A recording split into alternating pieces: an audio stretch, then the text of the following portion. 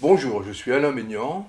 Je vais vous présenter un livre que je viens de publier aux éditions L'Harmattan avec mon collègue Bachir Amokrane. Le livre s'appelle Parcours de consultant et formation.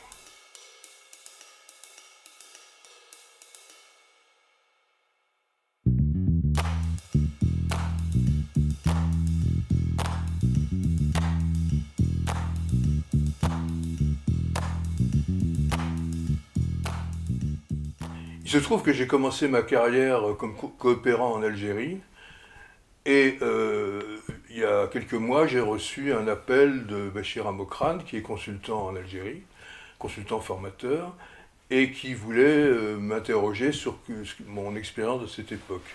Donc j'ai répondu bien volontiers à ces questions. Et puis, de fil en aiguille, on en est venu à aborder d'autres sujets. Et en fait, on s'est mis à aborder tous les sujets qui concernent notre métier de conseil en formation et en ressources humaines. Et au fur et à mesure, donc, ça s'est développé. Et puis est venue l'idée de faire un livre, puisque cette conversation nous était utile à tous les deux pour faire le point. Et on s'est dit que ça pouvait aussi intéresser d'autres personnes et d'autres collègues qui font le même métier ou qui font des métiers voisins. Donc nous avons pris la décision de faire ce livre et nous avons choisi un point de vue. Ce point de vue, c'est on ne veut pas faire un livre de théorie, ça existe déjà, il y en a beaucoup et certains sont très bien. On ne voulait pas faire un recueil d'anecdotes parce que bon, ça amuse un moment mais ça n'intéresse pas vraiment. Ce qu'on voulait, c'était interroger les théories à travers notre expérience de pratique du terrain. Et je vais en profiter aussi ici pour remercier le professeur mathématique, qui est professeur à l'école de management de Grenoble, et que j'ai connu en Algérie à ses débuts, qui étaient aussi les miens. Alors, une part importante du livre est consacrée à la formation des adultes, et en particulier à la formation des adultes en entreprise. Bachir Amokrane et moi, nous sommes convaincus que la formation n'est pas une fin en soi, mais qu'elle n'a un sens que si elle contribue à développer des compétences utiles à la fois à l'entreprise et aux individus pour leur carrière et leur réussite professionnelle. Donc nous abordons tous les sujets qui sont liés à cette question-là, depuis la question de l'analyse des besoins jusqu'à la question de la valorisation des compétences acquises en situation de travail. Et au passage, on aborde toutes les questions comme l'ingénierie de la formation, l'évaluation, le rôle de l'encadrement, et toutes les questions finalement qui déterminent les conditions de réussite d'une formation en entreprise.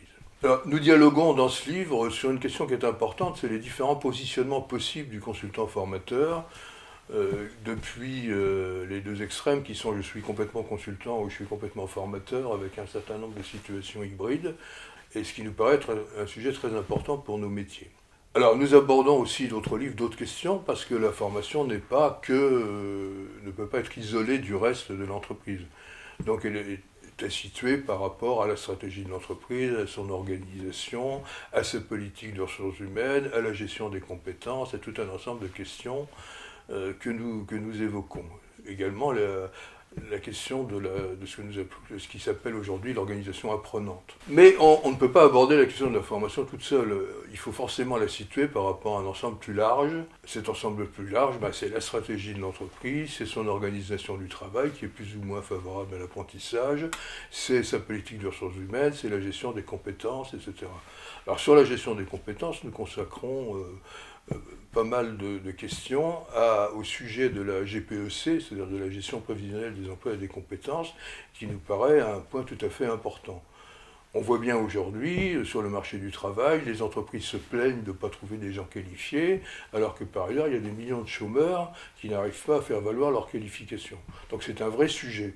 Et c'est un sujet qui a été parfois un peu encombré par une instrumentation un peu lourde des méthodes et des outils qui ont un peu fait peur, qui quelquefois sont devenus extrêmement bureaucratiques.